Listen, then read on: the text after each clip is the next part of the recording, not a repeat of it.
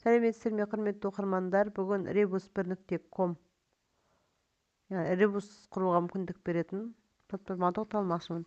Басты бетімде осы күйде ашылады. Осы жерден қарап отырсаңыздар, міне әртүрлі қылып көрсетіп қойыпты. Ребус картинкамен, ребус про дейді,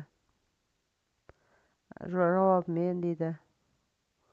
Енді қараңыздар, мына жерде детский дейді және стандартный деген түрі тұр. Бізден жалпы осы жерге жазып көремін. Мен қазір жазамын сөзді. Бұл жерде орыс тілінде. Информатиканы жаздым.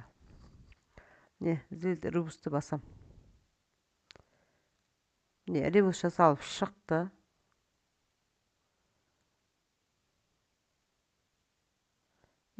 Бұл жерде қарасаңыздар, төменгі жағында міне скачать ребус деген сөз бар. Осы жерден ребусты скачать етіп алуымызға болады. Енді маған орысша емес, орыс тіліндегі ребустың қажеті жоқ, маған қазақ тіліндегі. Сол үшін де мен жоғары жағында не тілдер тұр ғой, осы жерден не қазақ тілін таңдаймын. Ребус қазақша деп жазылып тұр. Осыны шерттім, келесі бетке ауысты. Енді осы жерден мына жерге мен барып қайтадан сол информатиканы жазып көремін. Енді жазамын создать ребус. Информатиканы ребусты құрып беріп тұр, бірақ дәл жаңағыдай бізде енді скачать деген мүмкіндік жоқ қазақ тілінде.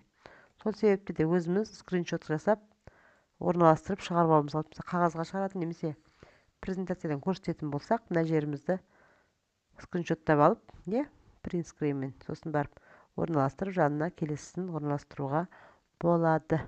Бұл сонда жылдам ребус құруға мүмкіндік беретін платформаның бірі.